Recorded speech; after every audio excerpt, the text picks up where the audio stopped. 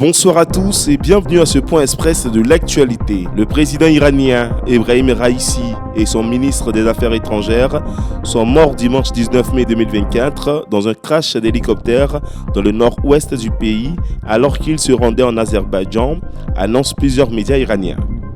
Après plus de 12 heures de recherche, la carcasse de l'hélicoptère a été repérée dans le flanc d'une montagne dans la province d'Azerbaïdjan oriental, ainsi que les corps sans vie du président Raïssi et de son ministre des Affaires étrangères, Hossein Amir Abdollahian. D'autres personnalités iraniennes, dont le gouverneur de la province et le principal imam de la région, figuraient parmi les passagers de l'appareil. Considéré comme un ultra-conservateur, Ebrahim Raïssi avait été élu le 18 juin 2021 dès le premier tour d'un scrutin marqué par une abstention record pour une présidentielle dont l'absence de concurrents de poids a été remarquée.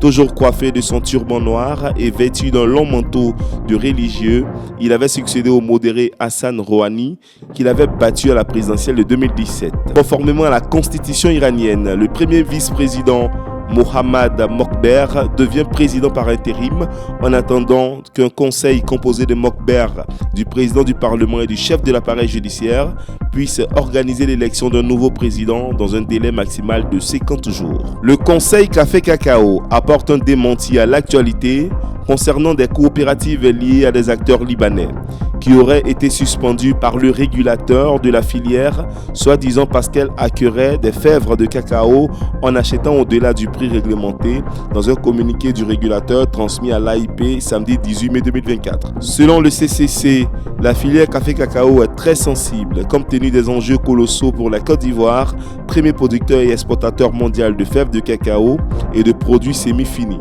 Ainsi, pas un jour ne passe sans rumeurs, vraies ou fausses, analyses plus ou moins sérieuses, sorties médiatiques, faisant preuve de bonne ou mauvaise foi, surtout pour les non-avertis.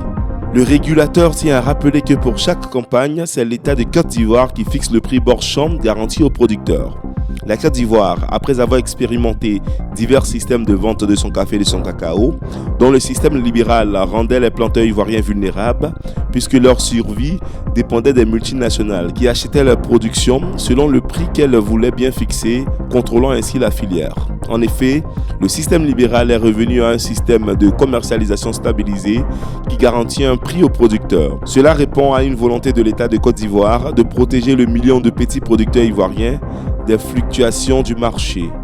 Un marché international sur lequel le prix ne cesse de monter et de descendre. Pour cette session 2023-2024, pour la grande campagne du 1er octobre 2023 au 31 mars 2024, le prix fixé par l'État était de 1000 francs CFA le kilo de cacao.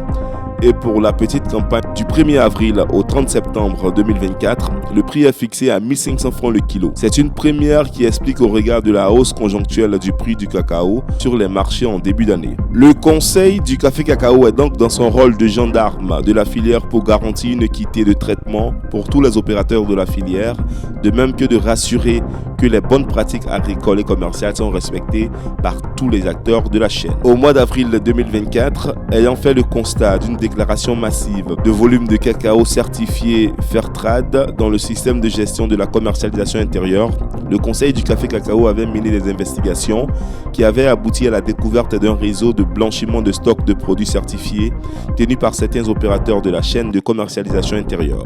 En effet, pour bénéficier indûment de la prime de certification, les opérateurs malhonnêtes collectaient du produit ordinaire, donc non certifié, qu'ils déclaraient sous le label certifié Fairtrade. Pour stopper ces arnaques, le Conseil du Café Cacao avait suspendu temporairement ce label de son système afin d'identifier et de sanctionner les opérateurs qui s'adonnaient à cette pratique qui met en péril la crédibilité du label. Décision qui avait été soutenue par Fairtrade International puisqu'il en allait de la valeur de ces certifications.